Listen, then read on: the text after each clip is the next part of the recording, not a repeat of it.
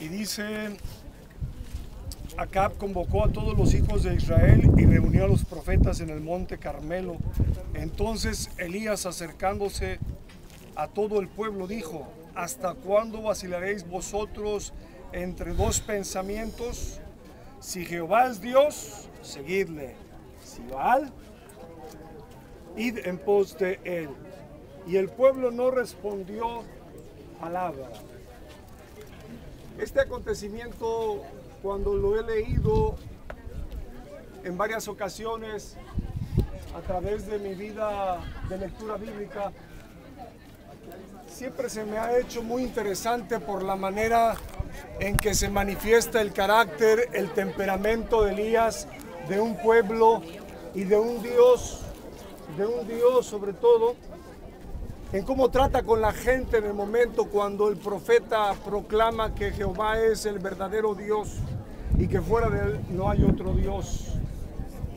Y me llama la atención porque imagínense ustedes ver al pueblo reunido y los profetas delante de Elías delante de ellos en un duelo así, como dice aquí, como conocemos, a muerte. Fue un acontecimiento tan tremendo que solamente el conocer a Dios, cómo ejecuta sus planes, y cuando levanta a la gente que ejecuta sus planes, que obedece, son acontecimientos tremendos. No tienen una manera de explicarse. Cómo la gente puede estar decidida a un momento de dar la vida por Dios, y aquellos que no conocen al Dios verdadero o lo han negado pueden ser capaces también de entregar su vida. Esto me lleva entonces a pensar en lo que Elías dijo. Dice: ¿hasta cuándo vacilaréis en vuestros pensamientos? Si Jehová es Dios, seguidle, y si Baal lo es, bueno, pues también síganle a él. Esto me habla de la manera en que Elías presentó, proclamó y siempre puso el nombre de Dios en alto.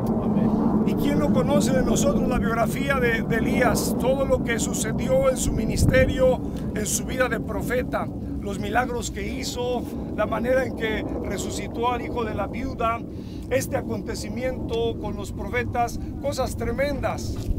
Pero la manera de ver en esta tarde este acontecimiento de no vacilar delante de Dios es una pregunta. ¿Cómo nos enseñaron o cómo recibimos el Evangelio? Y hace como unos 2 meses hablaba con la iglesia. El Evangelio que a mí me enseñaron fue un Evangelio de oración, de una verdadera conversión, de una entrega al servicio de Dios en todas las áreas de mi vida. Un Evangelio de ayuno, un Evangelio de sacrificio, un Evangelio de obediencia, un Evangelio de fe, un Evangelio de creer en el poder de Dios en todo momento, en todo problema y en toda circunstancia. Ese fue el Evangelio que me enseñaron.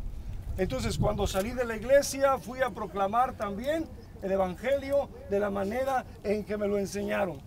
Hay un Jesús que es el único y suficiente Salvador, un Dios y Señor de todas las cosas, un Dios al que debemos de honrar, obedecer y servirle en todo tiempo o momento de nuestra vida.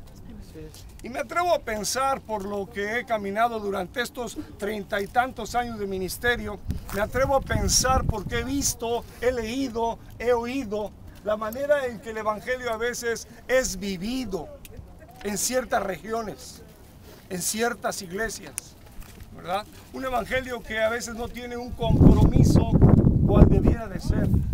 Una vida cristiana que no tiene sacrificio, una vida cristiana que no tiene retos, una vida cristiana que no tiene eso que estamos viendo en estos acontecimientos durante este viaje. Un Dios que siempre llevó a su gente a cosas sobrenaturales, a momentos decisivos y la manera de entregarse a estos acontecimientos. Y para esto entonces también me lleva aquella palabra griega que habla de la mente. La sunesis es la mente equipada. La sunesis es la mente equipada.